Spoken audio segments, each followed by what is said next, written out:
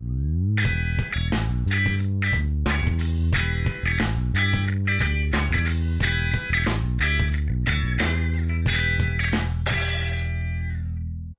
partir de 1640, então, essa América Portuguesa torna-se centro do Império Português.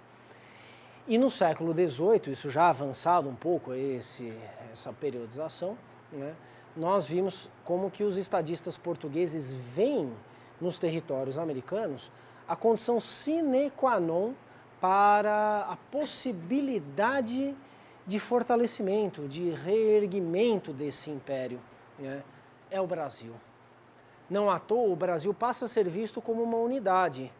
É uma unidade efêmera, é uma unidade parcial, é uma unidade vista por alguns olhares. Não é uma unidade evidente, não é uma unidade formal, mas é uma unidade pela sua conversão em espaço central de atuação no bojo das políticas reformistas portuguesas da segunda metade do século XVIII. Isso já tinha sido esboçado a partir da mineração, né, na passagem do século XVII, início do século XVIII, né, mas adquire mesmo um sentido muito mais claro na segunda metade do século XVIII. Então vocês vejam que o Império Português, cuja história, então desde 1500, vinha envolvendo a história, né, dessa América, desse Brasil, né, o Império Português também se modifica muito substantivamente. Já na metade do século XVII, com essa atlantização, Brasil e África, esse complemento necessário, né, também analisado aí pelo Luiz Felipe de Alencastro, por exemplo, né, tipificam então essa atlantização do Império.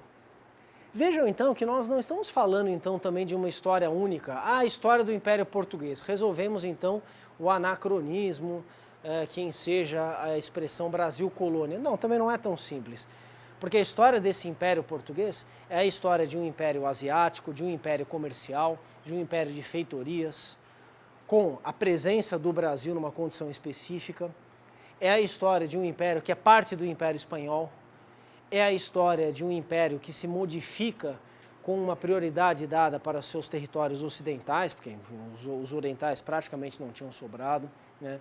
E é a história, então, né, do aproveitamento, da tentativa de aproveitamento disso que nós chamamos hoje de Brasil, né? Que também já vimos numa aula específica, dista em muitos aspectos e natureza essencial do que se chama Brasil em momentos anteriores. São coisas diferentes também.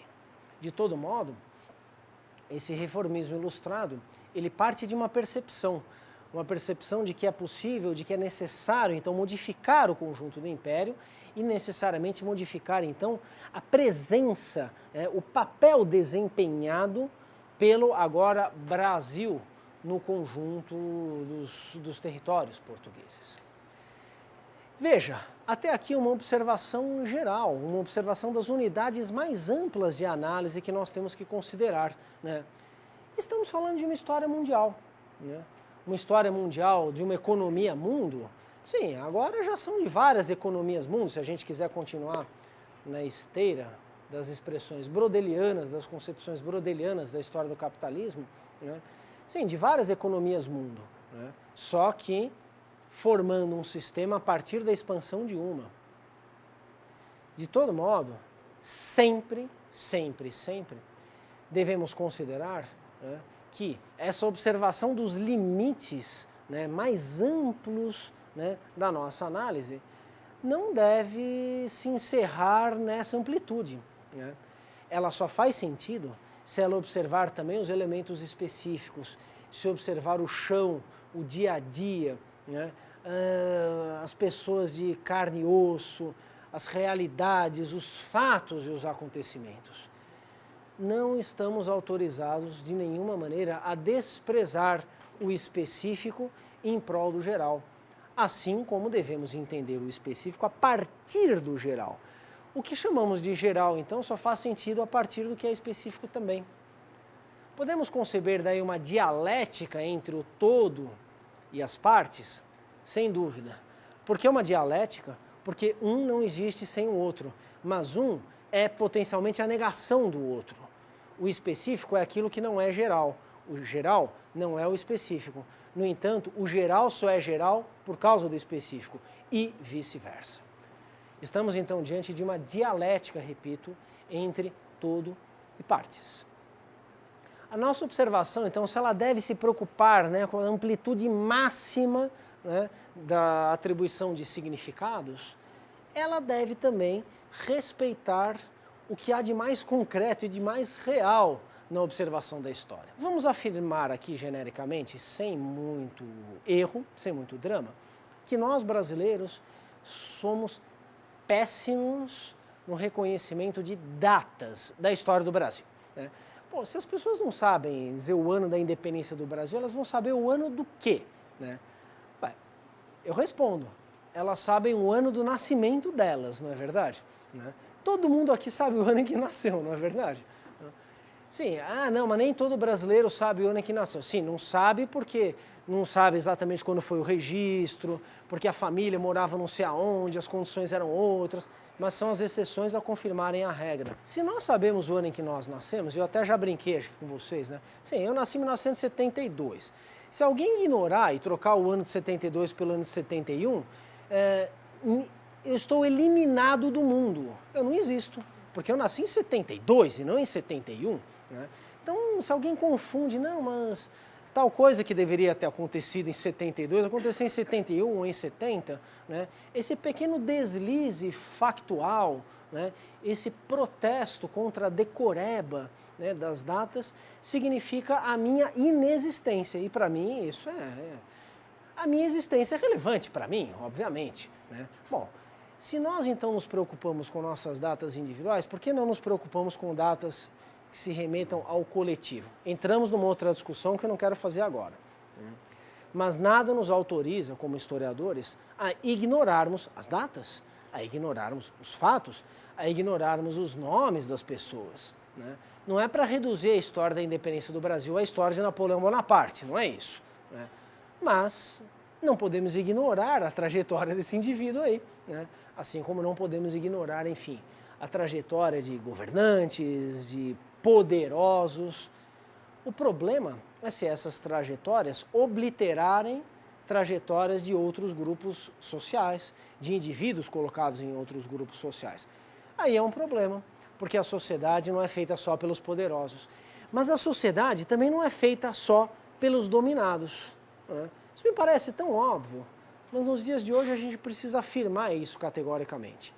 Porque está muito na moda, pessoal, uma tal de história de baixo, né? Não, a história dos oprimidos, a história dos vencidos, a história dos subalternos, né? A história das classes populares. Sim, mas não há história de subalterno, não há história de dominado que não seja também a história do dominador. Isso é óbvio, não é, pessoal? Enfim. Assim, no século XVIII, há uma mudança importante que está se processando nessa ideia de Brasil que eu analisei anteriormente, né, e que terá implicações numa grande transformação que ocorrerá no século XIX. Só que essa grande transformação não está inscrita no destino histórico da América Portuguesa, ela não é inevitável, ela não é necessária, né? Não é nada disso. Essa grande transformação, então, que ocorre no começo do século XIX e que tem como marco essencial, repito, a independência do Brasil, essa grande transformação, né, ela é preparada por acontecimentos, por ações humanas, pelo desenrolar de acontecimentos, por situações imprevistas. No começo do século XIX, tirando 2 ou 3 escritores franceses, publicistas, ninguém falava no quão desejável era o Brasil se tornar independente, ou a América Espanhola se tornar independente. Eu me refiro, por exemplo, ao Abade Reinal, que escreveu, então, no final do século XVIII, né, uma série de análises, de panfletos, de libelos políticos, falando sobre a caducidade dos impérios coloniais, sobre a inevitabilidade de eles se tornarem independentes. Sim, mas ele não estava criando, ele não estava antevendo nada. Ele estava, do ponto de vista, então, de um europeu posicionado, né, no centro da expansão de uma economia industrial que ainda engatinhava, mas de uma competição política ferrenha. estava vendo então como que esses impérios ibéricos eles estariam se tornando ultrapassados do ponto de vista de um francês, do ponto de vista de um britânico. Eram impérios monopolistas, eram impérios extensos demais, eram impérios fadados a desaparecer como impérios. Portanto, a ideia de independência dessas colônias, ela partia de um diagnóstico da época. Ela traduzia uma leitura da época, uma leitura da competição internacional daquela época, e não estava fazendo nenhuma previsão de futuro, embora o estilo seja de previsão de futuro.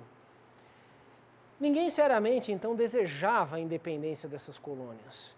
A própria vinda da corte para o Brasil em 1807 e se instala em 1808, conforme também já discutimos numa aula anterior, tinha como objetivo o contrário, manter a unidade entre Brasil e Portugal, a unidade das principais partes que até então compunham o Império Português. Ninguém que tenha vindo na comitiva da corte estava querendo fazer a independência do Brasil, né? Ninguém estava adiantando coisa nenhuma. Só que a dramaticidade dessa medida, o inesperado dessa medida, né? A conjuntura revolucionária do mundo ocidental, né? Essa grave crise política que se abatia sobre os impérios ibéricos, sobre Portugal, sobre Espanha, né? Resultou em novas condições históricas. Resultou em possibilidades que até então não estavam inscritas na história. Grandes coisas precisam ser preparadas, não porque as pessoas estejam pensando, não, daqui a 20 anos isso vai acontecer, vamos começar a preparar.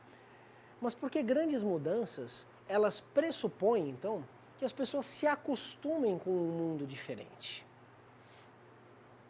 Vocês sabem que outro dia eu estava vendo um programa na TV, né?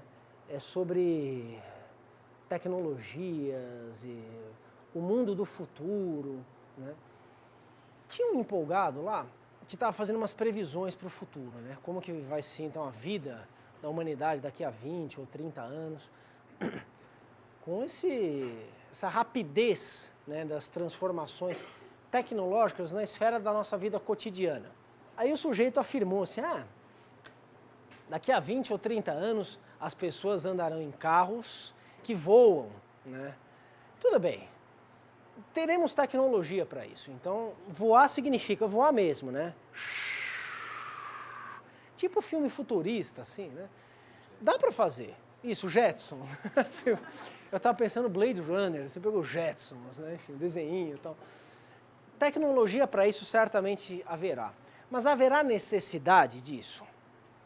Porque veja, temos tecnologia para botar um homem em Marte. Por que o homem não chegou em Marte? Porque ninguém quis botar o homem em Marte, óbvio, né? Não, porque é muito caro, para que a gente vai ficar procurando marciano, gastando bilhões de dólares? Só os Estados Unidos poderiam, né? A União Soviética quebrou, a União Soviética desapareceu, né? O programa espacial ficou sendo dos Estados Unidos. Tecnologia existe, mas é necessário que existam demandas sociais para as tecnologias se converterem em ferramentas de fato práticas, de fato presentes no dia a dia das pessoas.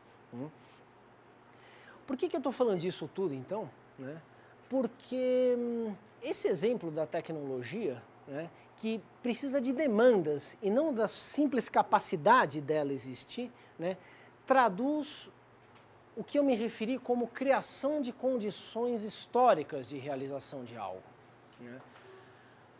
Alguma coisa pode acontecer não apenas porque as pessoas podem fazer aquilo de um determinado modo, mas é necessário que as pessoas queiram fazer aquilo, que elas vislumbrem no advento daquilo algo positivo, né? Algo a ser perseguido, algo para se investir.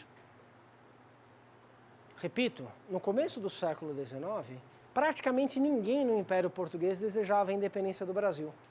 No entanto, acontecimentos complexificaram de tal maneira essa unidade histórica, de modo a fazer com que dela surgissem novas possibilidades históricas, novas perspectivas de futuro. Se vocês leram o texto da aula de hoje, um artigo que eu escrevi junto com o Istvan Jankso, que foi meu professor, meu mestre, enfim, eu simplesmente dei condições para que as ideias do Eastman virassem um texto, os méritos são integrais dele, né? Enfim, eu fui um simples viabilizador desse texto. Nós explicamos lá, né, como que as transformações nas condições identitárias dos portugueses da América não caminhavam inevitavelmente para o surgimento de uma identidade nacional brasileira. Vocês devem ter entendido isso, né? São transformações que não estão preparando diretamente uma grande transformação identitária que ocorre só no século XIX. Não existe nacionalidade brasileira no século XVIII. Não existe uma identidade nacional brasileira no século XVIII, muito menos antes.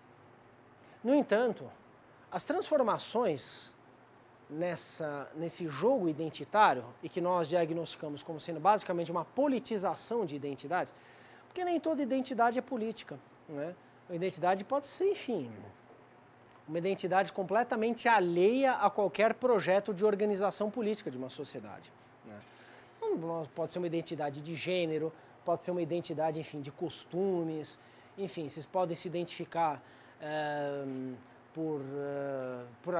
pela música que vocês ouvem, pelos times que vocês torcem, pelo grupo que vocês frequentam, pela linguagem que vocês utilizam, pelos gostos, pelos hábitos que vocês compartilham uns com os outros.